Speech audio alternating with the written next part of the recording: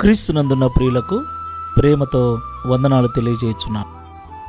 ఈరోజు దావీదు గారి ద్వారా దేవుడు మనకు చేస్తున్న వాగ్దానం ఏమిటనగా, కీర్తనల గ్రంథము 37వ కీర్తన 5వ చరణం.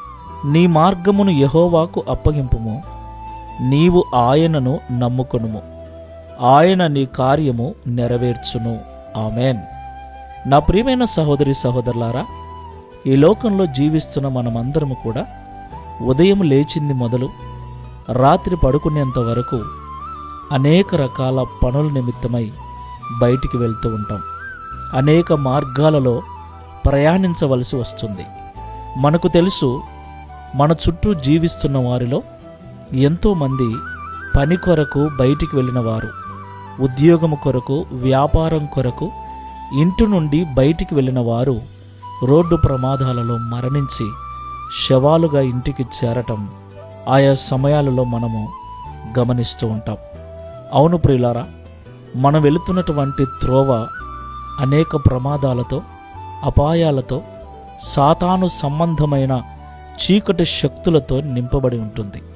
ముఖ్యంగా దేవుని పిల్లలమైన మనలను నాశనము చేయటానికి, బలహీనపరచటానికి అపవాది గర్జించు సింహము వలె ఆ త్రోవలో తిరుగుచూ ఉన్నాడు.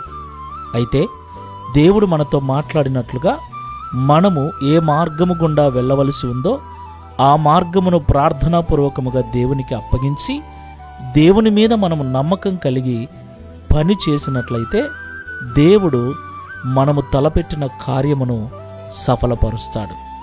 దేవునికి మహిమ కలుగునుగాక. కాబట్టి ఈ మాటలు వింటున్న ప్రియ సహోదరి సహోదరులారా, మీరు ప్రయాణాన్ని ప్రారంభించే ముందు, పనిని ప్రారంభించే ముందు దేవునికి మార్గాన్ని అప్పగించండి. మీరు చేయబోతున్న కార్యాన్ని దేవునికి అప్పగించండి. ఆయన మీద నమ్మకం కలిగి జీవించండి. జ్ఞానం ఉందని, బుద్ధి ఉందని, తెలివి ఉందని, చదువు ఉందని ఏమాత్రము కూడా పొరపాటున కూడా ఆలోచన చేయకండి. ఎన్ని ఉన్నా దేవుని కృప లేకపోతే, దేవుని సహాయము లేకపోతే మనము ఏమీ సాధించలేము. కాబట్టి దేవుని మీద ఆధారపడి ప్రార్థనాపూర్వకంగా జీవిద్దాం. ప్రార్థన చేసుకుందాం. పరిశుద్ధుడా, ప్రేమ కలిగిన ప్రభువా, మీకు స్తోత్రాలు చెల్లిస్తూ ఉన్నాం. ఇంతవరకు మాతో మాట్లాడిన ప్రతి మాటను బట్టి స్తోత్రాలు చెల్లిస్తున్నాం. నిజమే తండ్రి, ప్రతి దినం ఎన్నో పనులు, ఎన్నో ప్రయాణాలు. నిజమునైనా ఎంతోమంది పనుల కొరకు ప్రయాణమై ఇంటి నుండి బయటికి వెళ్ళిన వారిలో చాలామంది శవాలుగా తిరిగి ఇంటికి వస్తున్నారు. ఎందుకంటే మార్గాలలో ఎన్నో ప్రమాదాలు, ఎన్నో అపాయాలు, ఎన్నో సాతాను సంబంధమైన చీకటి శక్తుల ప్రభావాలు.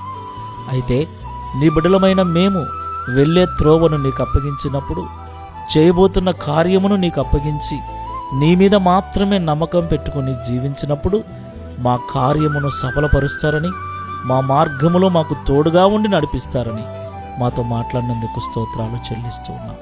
ఈ ప్రార్థనలో ఏకీభిస్తున్న మమ్మల్ని అందరినీ జ్ఞాపకం చేసుకొని ఈ దినం మేము చేయబోతున్న పనులలోనూ ప్రయాణాలలోనూ మీరే తోడుగా ఉండి నడిపించి ఈ దిన వాగ్దానమును మా అందరి జీవితంలో నెరవేర్చి మీ నామమును మహిమపరచుకునమని నజరేయుడైన యేసు క్రీస్తు వారి నామములో ప్రార్థించి వేడుకుంటున్నాము తండ్రి.